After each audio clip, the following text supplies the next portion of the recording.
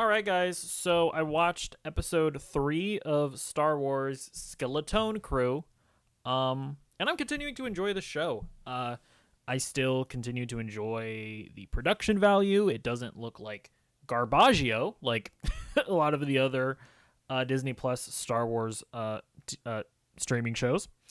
And I'm continuing to like the whole Amblin inspired thing with the Goonies and space and the whatnots and the Stranger Things is popular, so let's do our own thing. I'm enjoying all of that still. Yeah, so let's just get into the episode itself. So I like seeing the parents.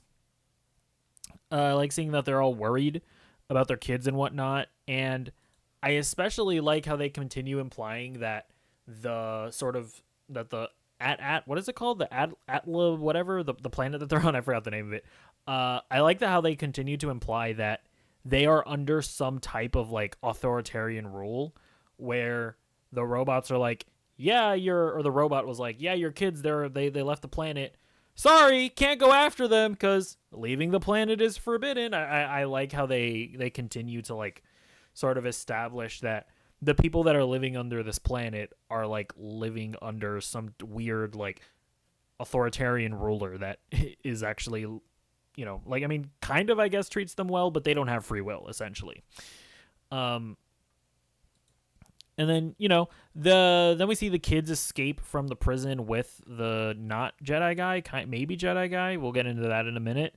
And the whole escape scene was a little like it was giving me a little bit of Obi-Wan hiding Leia under his cloak and just walking across the fucking Imperial station or whatever from Obi-Wan. Not nearly as bad as that, but I did find it interesting that the kids, who were very unique characters on this pirate station, were just able to walk through the crowds and nobody really recognized them. And that they weren't recognized at like the port where they would have had to get into in order to get to their ship. That was a little, and they literally, by the way, they didn't show the kids or Jude Law interacting with like the port ferryman or whatever. They just kind of like skipped to them being on the ship, or not being on the ship, but they just skipped to them getting into the pod that takes them to the ship. But they didn't like even show him talking to the people, to the workers there. So it was it felt very convenient how they were able to get to their ship. But it's not nearly as bad as Obi-Wan, just to be clear. And then I liked how they're kind of making it a mystery as to whether or not, what the fuck was his name again? Monomalu, whatever his name was. They make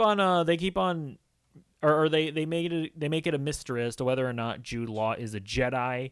They make it a mystery as to what his ultimate intentions are.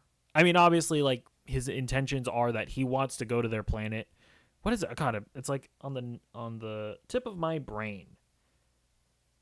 Atla, right? That's the name of the planet. Whatever. He obviously wants to go to Atla, in order to find treasure there. But there's the question of, does he actually feel completely indifferent towards these kids, or does he have his own selfish motivations, or does he still, at the end of the day, want to take care of these kids because they're fucking kids?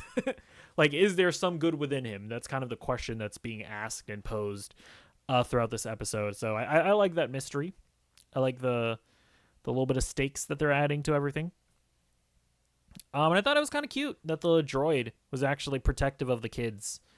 Like, I don't know. I like how they're kind of humanizing the droid a bit. Like, I don't think it's just because it's his like prime directive or whatever to protect the captain, right? I don't think it's just that. I think he recognizes that they're kids, and that I think he wants to protect them.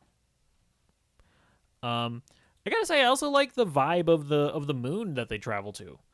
Like, the music was really cool, the visuals were really cool, and I gotta say this as well. I know one of the criticisms that people had of Skeleton Crew, especially when the trailer came out, was that it doesn't feel like Star Wars. Like, what are these suburbs in Star Wars? What? This doesn't make any sense. And the more I think about it, and especially getting into episode 3 of this, it's like that's kind of a lame criticism in my opinion, because Star Wars allegedly takes place in a galaxy, like a massive galaxy that encompasses like millions of planets or whatever.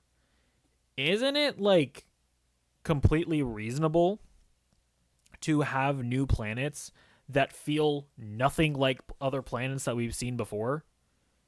Isn't that completely reasonable to do that? So like the more I think about it, the more I'm totally on board with suburbs in Star Wars. Like it makes total sense that there would be a planet that has suburbs on it. It makes total sense that they can go to this weird moon and have like kind of like spooky music that we've never really heard before in Star Wars. I've completely done like a not a 180, because I never actually that was never actually like a real criticism from me, but I've gone from being like I can understand that criticism to no, you're dumb. That's where I'm at right now.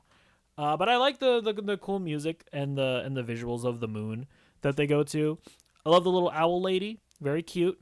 Love that. I love the blend of puppetry with CGI. I think that the show does that really well. Also with Neil, they do it really well as well.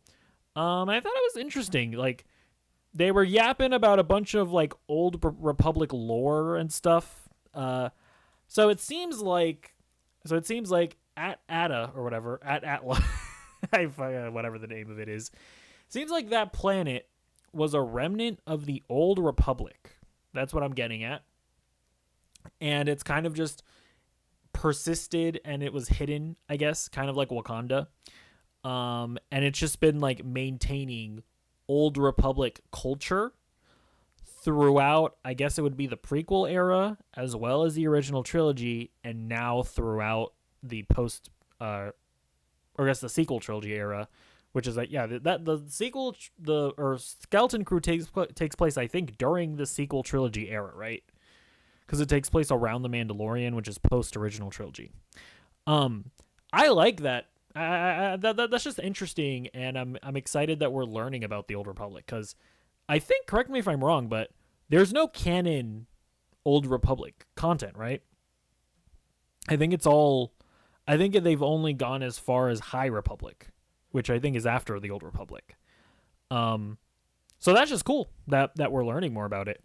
By the way, I know obviously they're the Knights of the Old Republic games, and I'm sure there's like extended universe stuff, but that was made non-canon by Disney when they bought Lucasfilm. So don't correct me in the comments, okay? I'm talking specifically about like what's current established canon.